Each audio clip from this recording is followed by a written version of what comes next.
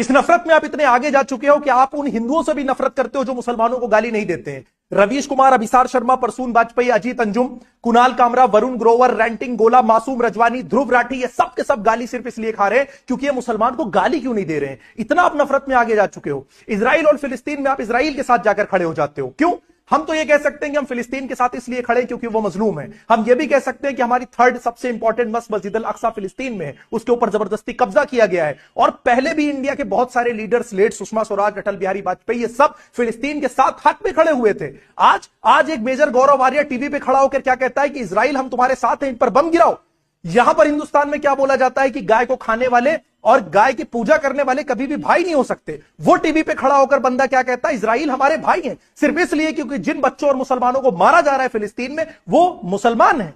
इतनी आप इस नफरत में आगे बढ़ते चले जा रहे हो।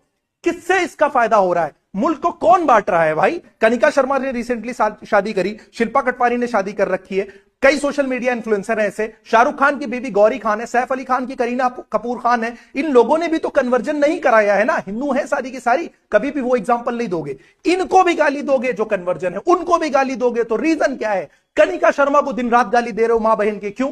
अब वो आपकी बहन नहीं लग रही है, क्यों? मुसलमानों की नफरत में। तुमको गुड एग्जांपल बैड एग्जांपल से मतलब ही नहीं है, तुमको चाहिए सिर्फ और सिर्फ एक मोटिव जहां पर मुसलमान एंगल होगा तुम उनसे नफरत करोगे।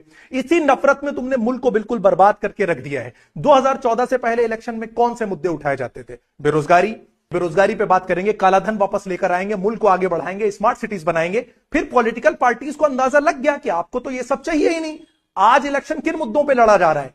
उर्दू नहीं बोलने देंगे, कठमुल्लापन नहीं चलने देंगे, इनसे जबरदस्ती वंदे मातरम कहलवाएंगे, मियां नगर का नाम रविंद्र नगर कर देंगे, इनसे हमारा छड़ छीन लेंगे, इनको हम बाहर भगा देंगे, इनको हम चार शादी नहीं करने देंगे। अभी उनको क्या नहीं करने दोगे ये छोड़ो, कभी तुमने पूछा कि तुम्हारे लिए क्या करेंगे? लेकिन तुमको इससे फर्क ही नहीं पड़ता है, क्योंकि कहते हैं ना कि अपने दुख से ज्यादा दूसरे के सुख से परेशानी है। उनसे सब छीन लो, हमको कुछ दो या ना दो, हम इसी में खुश हैं। उनको पता है कि नफरत आप खरीदोगे, इसीलिए वो नफरत आपको बेच रहे हैं। आप बता दो, 80 करोड़ लोग मुल्क में खा रहे हैं, 5 किलो राशन पे जी रहे हैं, चलो 20 करोड़ मुसलमान में निकाल देता हूं, 60 करोड़ हिंदू हैं कि नहीं है? सोचते हो कभी उनके बारे में बैठ के? उनके बच्चों की एजुकेशन, उनके हॉस्पिटल बिल्स, उनकी बहुत सारी जरूरतें क्या सिर्फ 5 किलो राशन में पूरी हो जाती हैं? नहीं बर्बाद कर रहे हो आप मुल्क को? करो बर्बाद, फिर रीजन और सब उठा के फोड़ दो बंडा मुसलमानों पर कि मुसलमानों की वजह से मुल्क बर्बाद हो रहा है। आप जिम्मेदार हो, वो लोग इस नफरत के जो नफरत फैलाने का काम करते हैं वो जिम्मेदार हैं। सीधी सी बात है। बाकी आपका मन